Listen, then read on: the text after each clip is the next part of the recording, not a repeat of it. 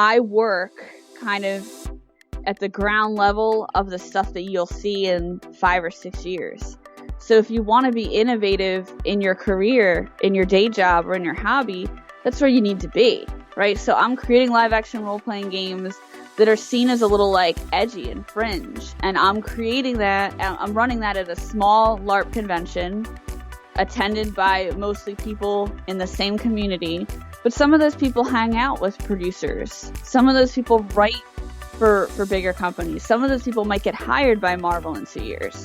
So by kind of being on that ground level of innovation, I kind of have a heads up about what's coming down the pike in a few years. It's not because I know any like big shots or anything. I don't. It's because I'm in there with the people that create things that inspire these bigger companies. Hello and welcome to the Right Podcast, your source for inspiration in copywriting and content marketing.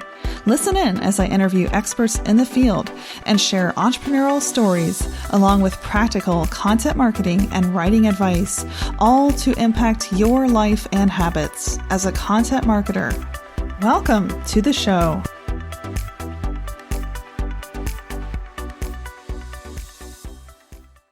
Hello and welcome to episode 19 in the Right Podcast. Can you believe we're almost at episode 20?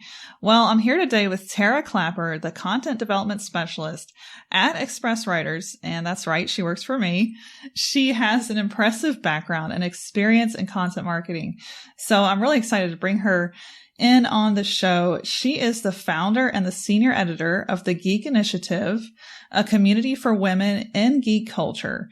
And she's been the blog editor at SEMrush before she joined my team last September. So welcome to the podcast, Tara. Thanks. It's great to be here. Awesome. So I just wanted to go into your background a little bit. Let's start with your background in content marketing. I know you've worn just so many hats when it comes to content marketing. You've edited, you've written, you even host webinars, Twitter chats, you do it all.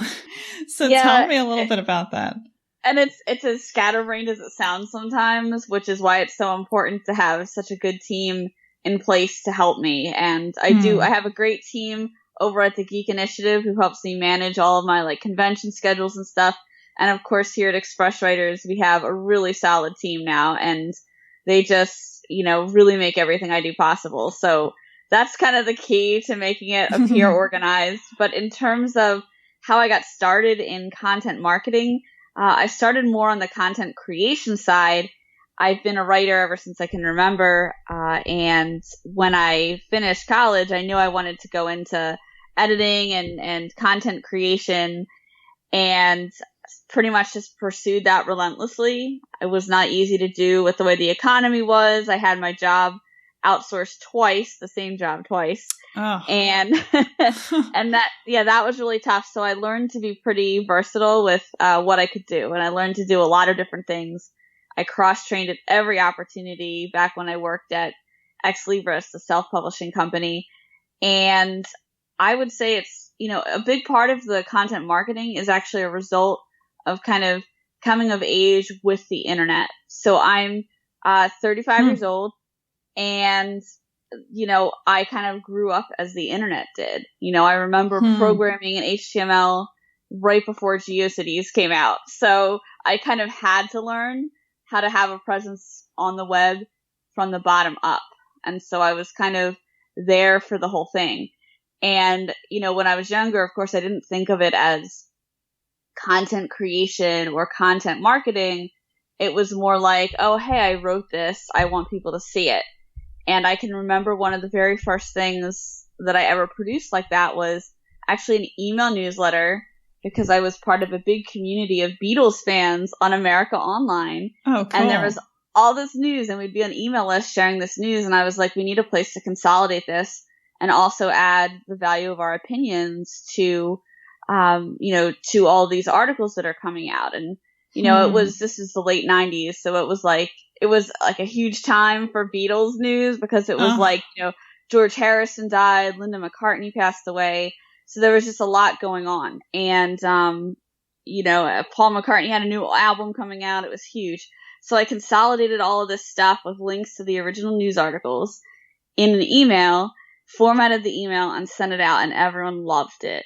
And when everybody received that and thought, oh, this is fantastic, or thank you for including my story, or would you like to use my professional photograph, of Paul McCartney in your next issue? I was like, hey, I think I'm onto something here. Wow. And that kind of, that ignited my passion for content marketing. And, so it started there. And then later on, when I got into live action role playing, I primarily connected to people outside of my local community through the internet and through Facebook specifically, and started writing about it, and kind of realized how content marketing works through trial and error before I started doing that professionally for other people. And I started with the marketing on my own game, a game that I helped create. Wow. So we did some in-person stuff at conventions and found that online marketing was less expensive and also easier to do, and something I could automate a little bit, and something I could work on at night or during my lunch breaks and still have a presence during the day when other people were looking up the information. Well, that is so cool. I'm learning about stuff that I never knew was on your resume when I hired you. That is so cool.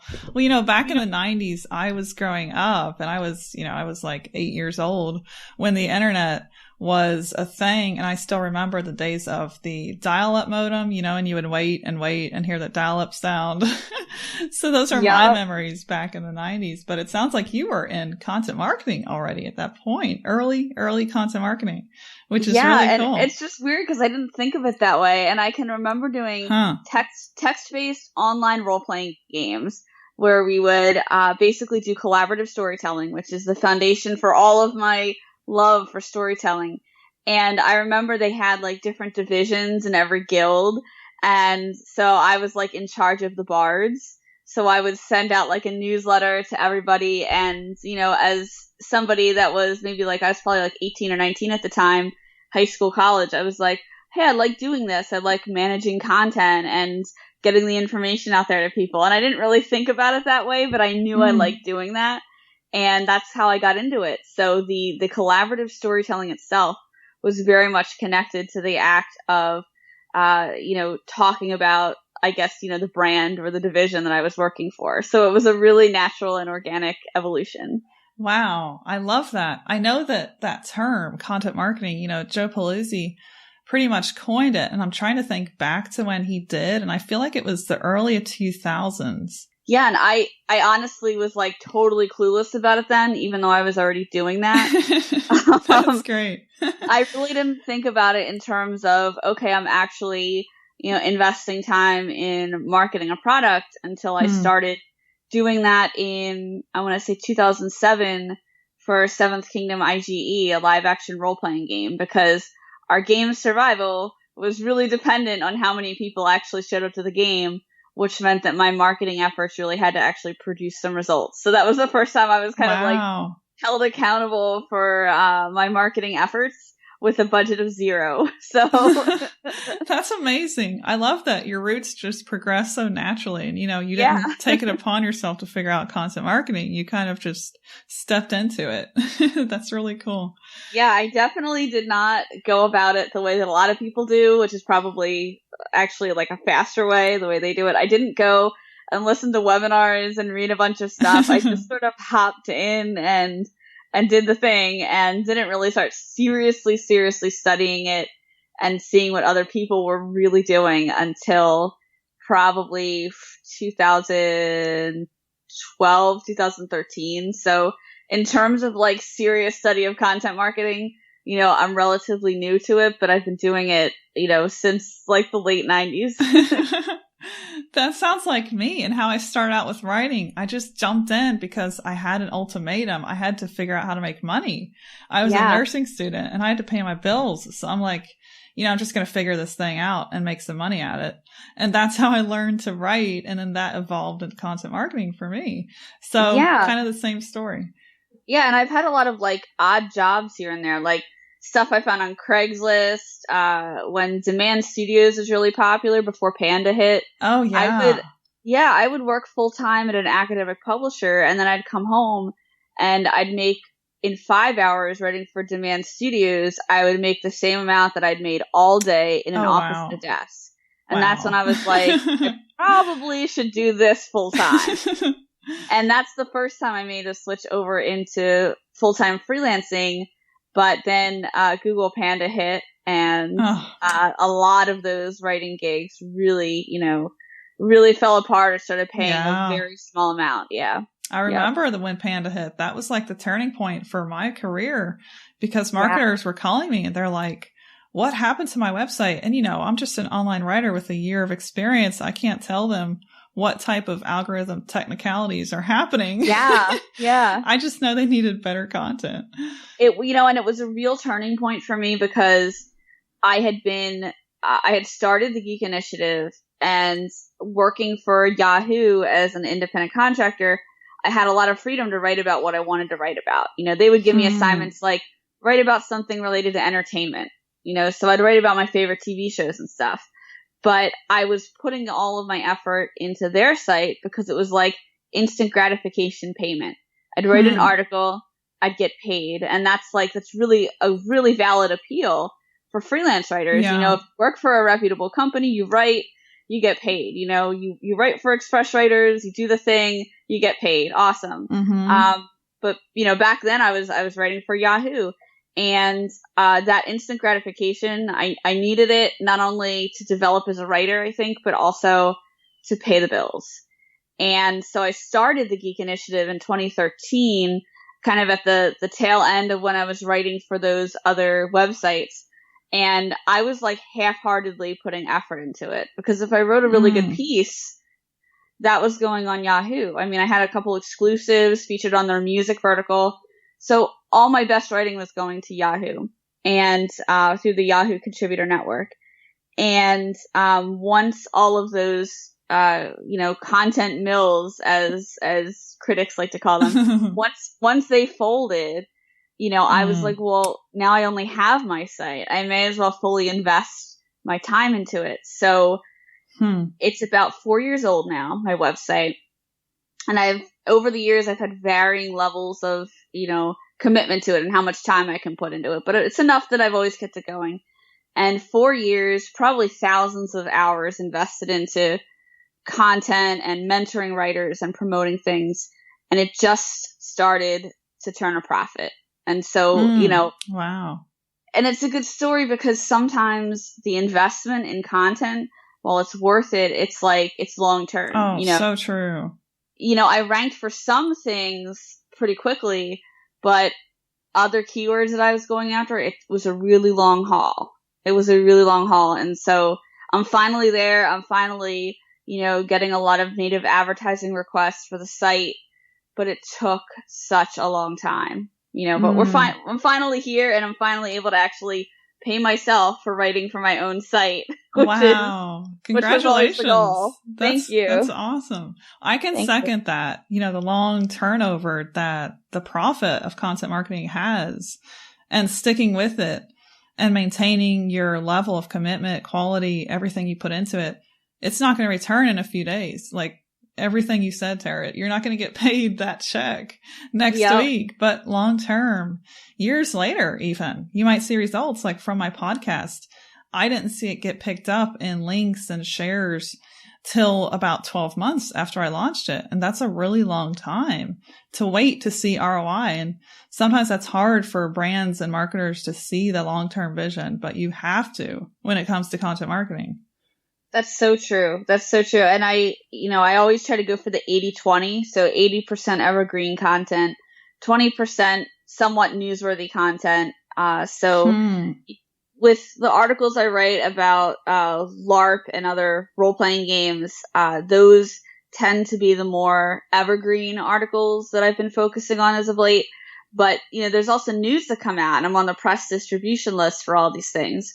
So, it's definitely a balance, but I think 80-20 is where I've kind of been working. Yep. That's a great rule. Excellent rule. So you are one of the best people to tell us how to involve storytelling elements, tactics into your content marketing, the blogs you write. And, we're talking practical stuff here down to the day-to-day content that marketers put out. So what would be some practical storytelling tips that you would give our audience just on molding a story and finding a story and then telling it in their content that they put out? I would say the biggest tip I have for storytelling is to practice it without thinking about marketing or your brand.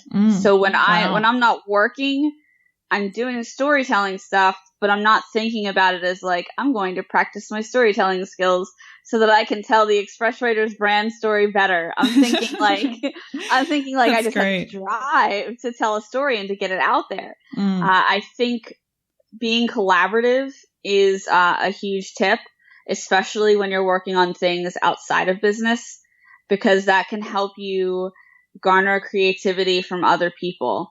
So I've learned to really be collaborative instead of competitive. And if I find somebody that I might have thought as like somebody I would compete with or someone I would challenge, instead I ask to create content with them or for them, so that I can learn from them and they can learn from me. And that's worked out really well. So yeah, collaborative over competitive when you're off your business hours. That's a huge thing.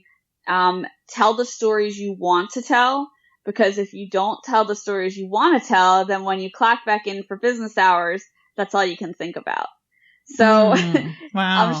I'm sure you don't want me thinking about my LARP character in the middle of the day while I'm trying to write great content for your blog. Well, you did write a LARP blog, so I did write a LARP blog. But the way to deal with that, the kind of daydreaming and drive to tell creative stories that creatives will run into in the middle of the business day, you need to kind of get that creative story out on the weekend or at night. You need to develop that story.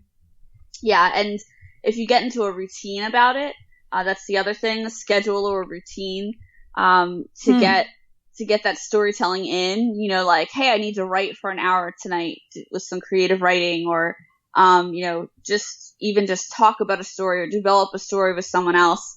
That can really help, because like I go to bed after I watch, something on Netflix that I'm really interested in, or after writing. And so I go to bed with that creativity in my mind, and I've been able to kind of get all that information out. And so then when I wake up for the workday, I'm not thinking about like the 10 things I have to do for my website after I'm done work. I'm thinking about work.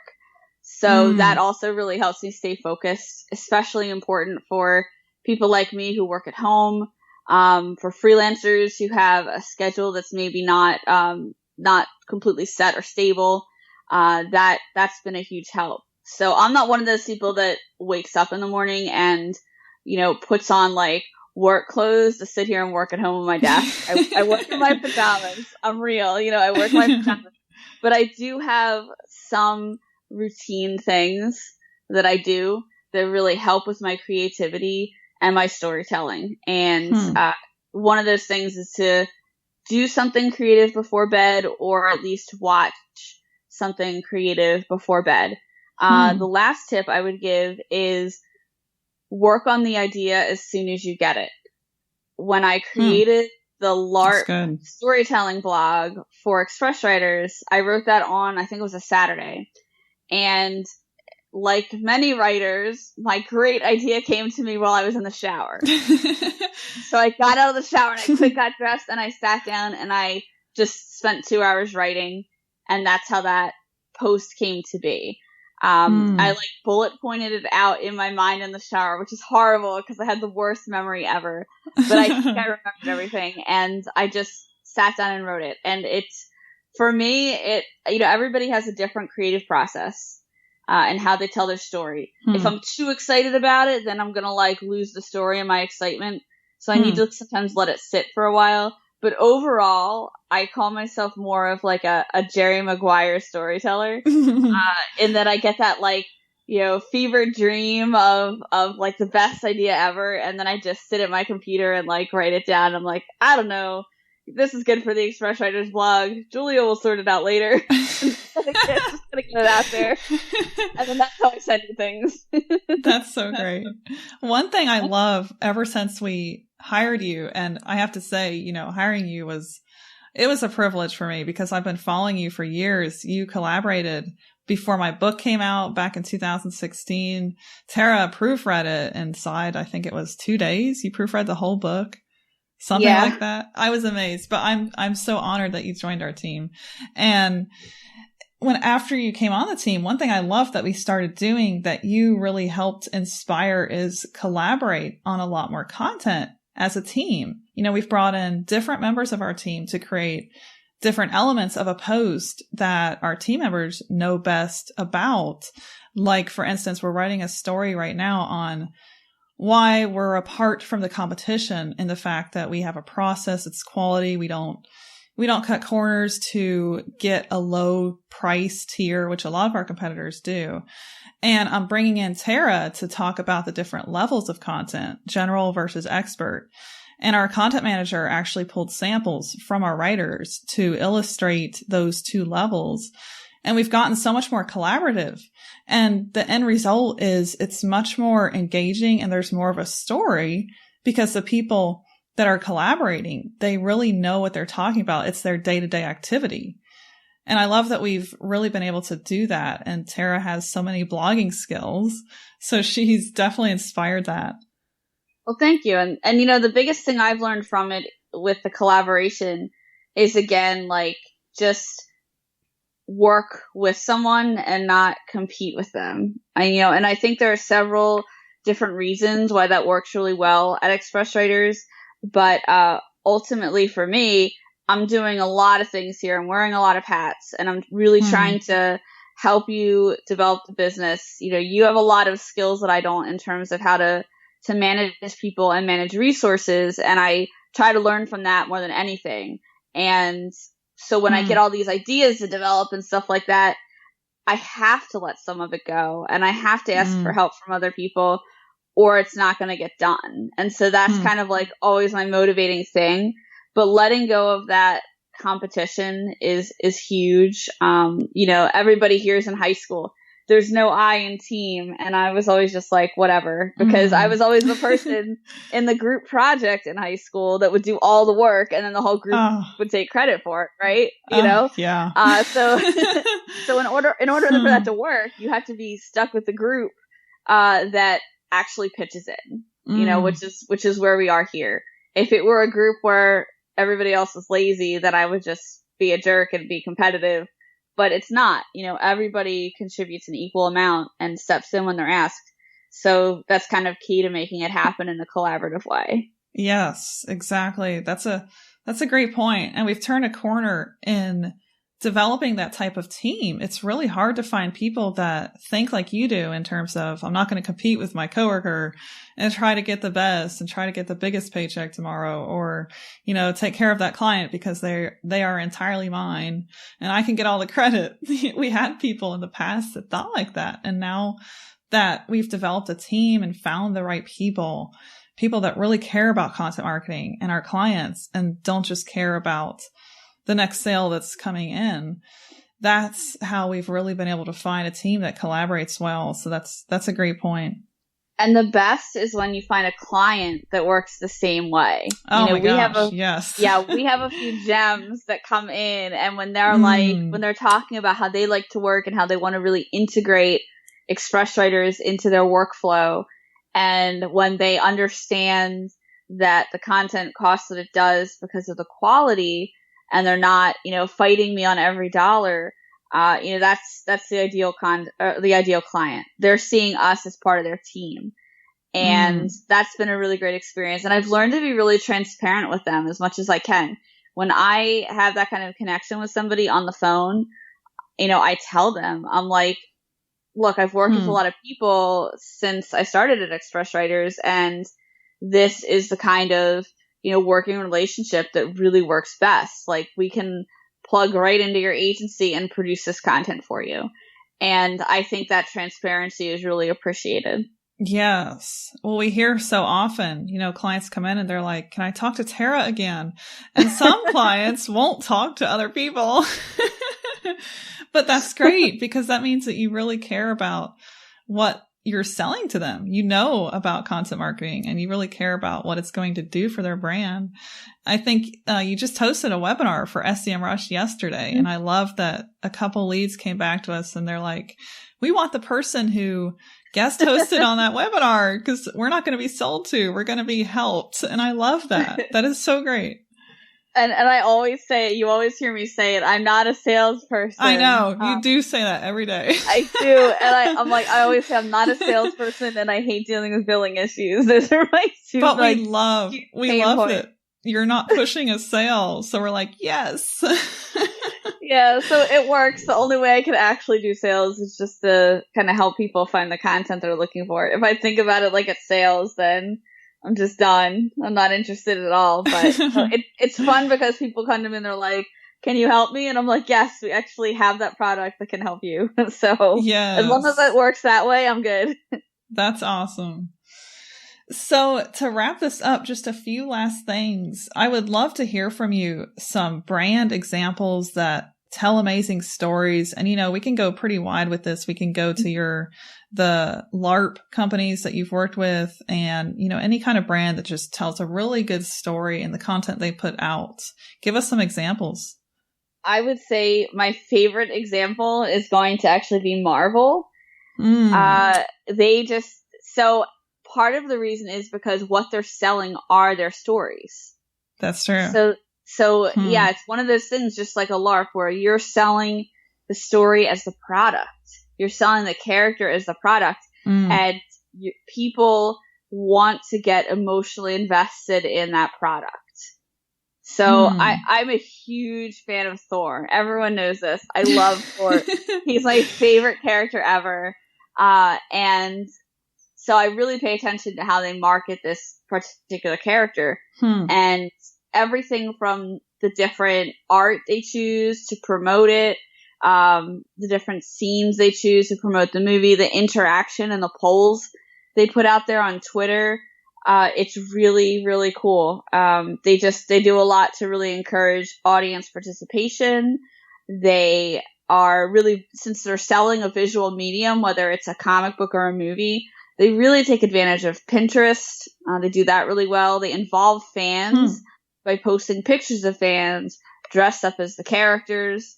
So they have embraced the community. They've embraced the diversity of the community instead of dictating to the community what it will be. And that kind of trust from brand to consumer is hugely important. It's not like, hey, we're Marvel, this is what we think the character is.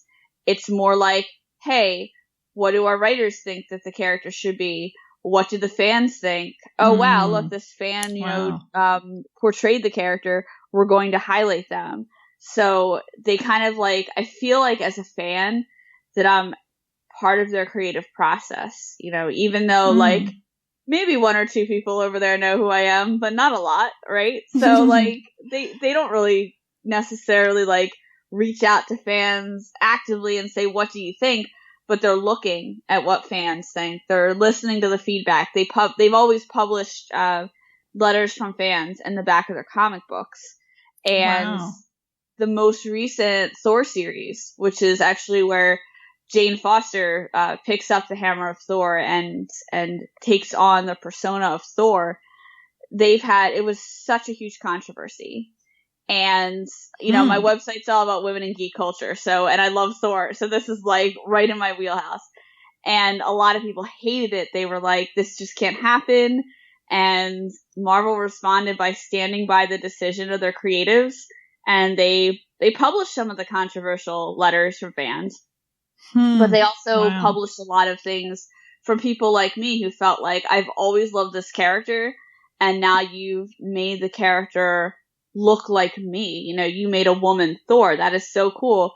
And they took a creative risk. They listened to their fans and they put it all out there and they published this in the back of each issue and on their website. And they really stood by the artist and the writer and their creative decision. So that kind of solidarity as a brand, standing by the people in your company, and showing that you're listening to your fan base was really cool. You know, they made a decision, they stuck by it. They're like, this is where the future of media is going. We're a leader. Here you go. So yeah, that's huge. And the last thing I want to say about Marvel and other big companies is I work kind of at the ground level of the stuff that you'll see in 5 or 6 years. So if you want to be innovative in your career, in your day job, or in your hobby, that's where you need to be, right? So I'm creating live action role playing games, like I'm doing one this weekend, creating live action role playing games that are seen as a little like edgy and fringe. And I'm creating that I'm running that at a small LARP convention attended by mostly people in the same community. But some of those people hang out with producers. Some of those people write for bigger companies. Some of those people might get hired by Marvel in 2 years. So by kind of being on that ground level of innovation, I kind of have a heads up about what's coming down the pike in a few years. It's not because I know any like big shots or anything. I don't. It's because I'm in there with the people that create things that inspire these bigger companies. And when you think about how to really influence storytelling and marketing, that's where you need to be. And there's a lot to be learned outside of marketing, from totally different hobbies, but especially storytelling centered ones like comic books, movies, art.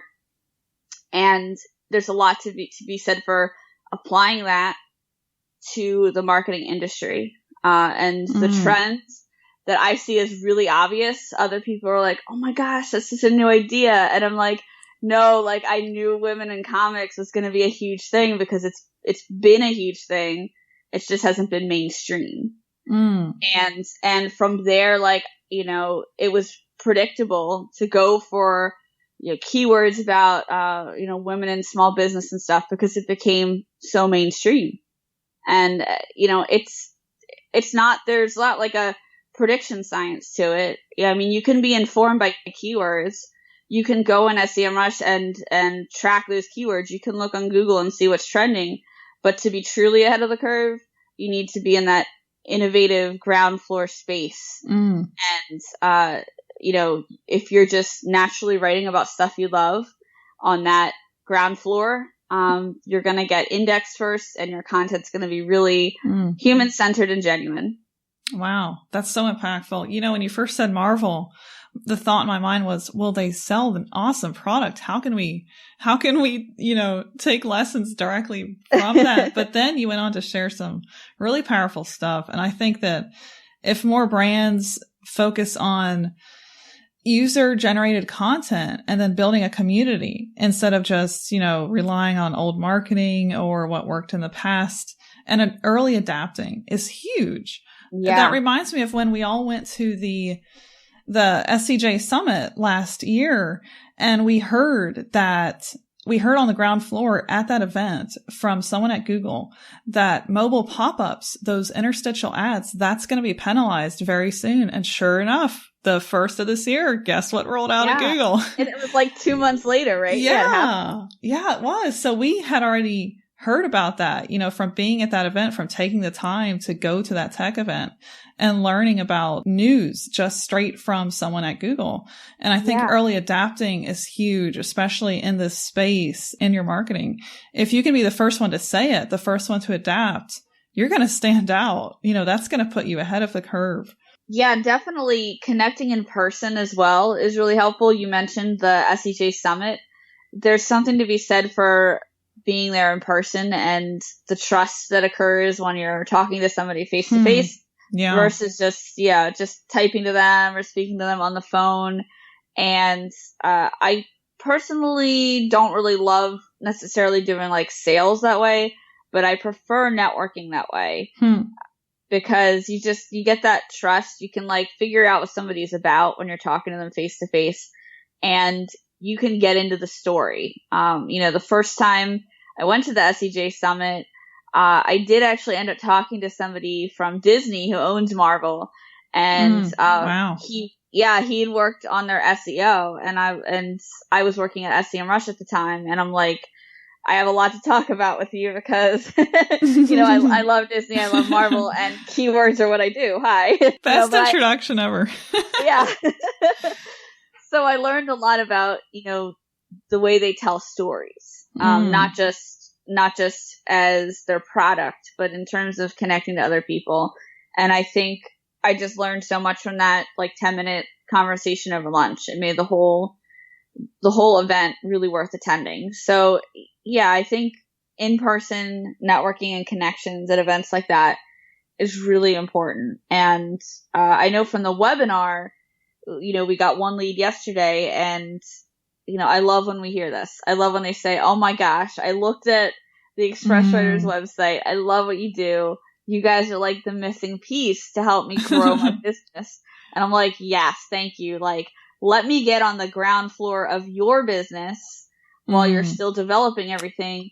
Let's establish a great process for creating your content and let us grow with you. I'd rather be in at that level, or right when somebody, begins their startup, than come into a business that's making millions of dollars. We can fit in to either type of business, but to grow with a company is really cool, because then we become integrated into their process and into their story.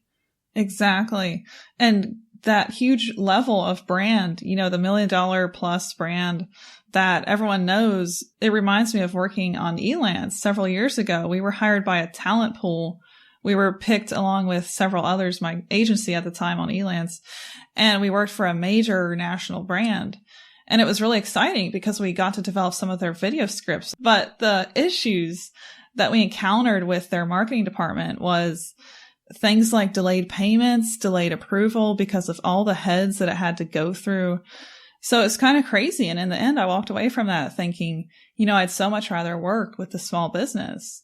They're just so much easier to work with. Yeah, the difference is trying to force a marketing department or a content creator into an agile with a capital A system versus just functioning with agility, lowercase a, like we do at Express Writers. We're still lean enough to fit everyone's needs and to just kind of regroup and reassess as a small team when we need to.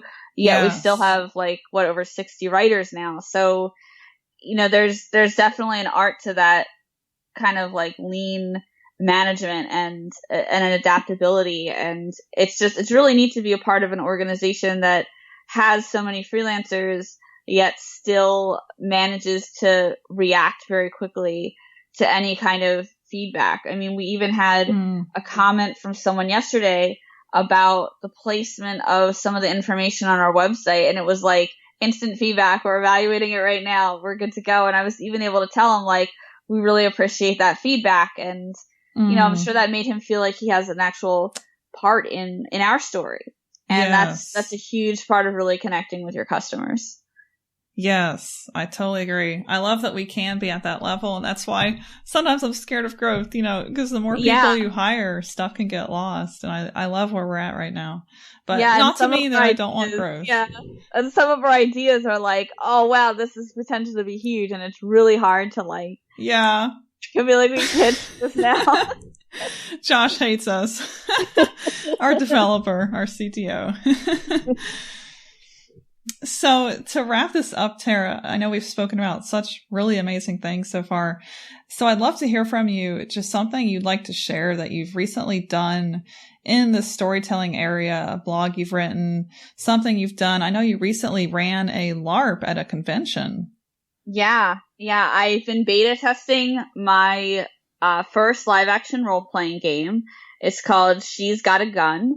And it is, it's very exciting. It is a LARP with various scenarios. So the participants of the game can actually select their survival scenario. So it could be anything from, I've offered up a post-apocalyptic situation to being on board the Titanic as it sinks. So you have a 3-hour time limit to figure out what you're going to do to get out of the situation, or just kind of, die in the scenario as your character. So you have a character that you develop using archetypes, and then you speak collaboratively with your the other participants about what kind of scenario you want to do and what kind of topics you want to explore or maybe avoid, because, you know, in a survival situation, there are some scenarios that other people, you know, might not want to touch, like a plane crash or something like that. So you kind of work that out and develop some trust with the other players and then run through the scenario. But the catch is there was one person in this group. There's one character who has a gun. And nobody else necessarily knows that in the game until it's revealed. And, I've, you know, there's a lot of talk about women in gaming and kind of balancing the scales there. So in this particular LARP, the main rule is that whatever character it is that has the gun must identify as female to kind of give her some power and direction over the game. And that's pretty much like the only rule. And people go crazy. When I was running it, we did a World War II resistance scenario. So we were playing people in France, trying to kind of get our resistance together, and we didn't have any guns. And towards the end of the game, one of the characters revealed, well, I'm armed. I'll defend everybody, that kind of thing. It was really cool. Yeah, it's a great way to learn about how to pace a story, how to tell a story with others, how to be reactive, but then there are also some improvisational elements that can really help you develop your storytelling skills. In theater, you know, yes and is a huge deal. So if we're telling a story together and I say, like, Julia, this morning I woke up and the sky was green, instead of being like, nuh-uh, the sky's not green, you would be like, yes, what hour was that? When did that start? You know, to develop the story. So yes and is a huge part of it. And the other part especially in the Nordic LARP style, is called play to lose, which means you're making a decision that maybe your character isn't gonna quote unquote win the game, or be as competitive as people are in stories developed here in the United States, but you're making a creative decision that makes the better story. So playing to lose, you know, can be a really big part of it because it's all about the story you're creating with these other people. So that is the game I've developed. I've tried to make it really accessible to people who are familiar with American forms of storytelling and style, which is 100% the culture that I grew up in, versus, you know, some of the things that they're doing in Europe, which are innovative in very different ways. So I'm trying to meld these different game types. I'm hardly the only person doing that out there, and I'm doing it on a very small scale. But it's really neat, and it's a fantastic way to kind of learn about other storytelling styles. And again, it's one of those ground floor innovative things that can really help the bigger story. You know, I think a lot of brands and people representing them really think about stories as like a beginning, middle, end. That's the structure that we have. But that's not always how stories are told. You know, some stories start in the middle. Some stories start at the end. You know, like some movies start at the end, and then you wonder, well, how did that happen that way? And then the whole movie's about how the character got in that situation. So it really, you know, encourages you to think about different form and structure, and hopefully I've internalized a lot of that. So when I apply it to telling a brand story, I'm doing something innovative. Well, this sounds like the future of storytelling right here. My mind's like, wow. So. As a LARPer, I hope so. I think it could be. So I know this came up several times, but tell us about the blog that you recently wrote for Express Writers about LARPing. Yeah, I wrote all about how I use my live action role playing skills to develop my storytelling skills and apply that over to some of the things that we do at Express Writers. You know, it's all about what the audience might crave from your brand. It's all about keeping people engaged. And that's kind of where I tried to keep the focus of the article, and thinking differently. You know, when you portray a character, you know, you might be a very empathetic person in general, but your level of empathy can change depending on what kind of character you're playing. at my favorite game, New World Magischola, it's a wizard school, right? So it's like a little Harry Potter-esque. Wow. I actually I get to play a character who she doesn't like vampires. Oh. She hates on vampires, right? And I try, in real life, I try not to be a hateful person. I don't like see any like one like type of person or whatever, or even individual. And I try not to think like, oh, I hate them. Yeah. You know, but in this game, I'm literally putting on a hat, as part of my costume that, you know, helps me transform into a person that thinks about vampires as a type of creature that she should hunt and kill and eradicate from the magical world. And that is not my normal mindset, right? But now, as a result of playing that character, I understand a different type of person. I understand somebody who, you know, maybe isn't as accepting as a lot of the people I surround myself with. So when I encounter that kind of person in life or in a business situation, I'm able to get where they're coming from, even if I don't agree with them. Yeah. That's great. So that's a direct takeaway from LARPing. I love it. And empathy is everything in storytelling, and that's a great way to learn. Absolutely. So I will add a bit.ly link to Tara's blog. So be sure to look that over. I read it. I love the stories that she's talking about and just practical tips on how to tell a story with your brand that she got from LARPing. So I will add a link to that. And I think this wraps it up, Tara. I'm really excited that you joined me today. Yeah, thank you so much for having me on the podcast.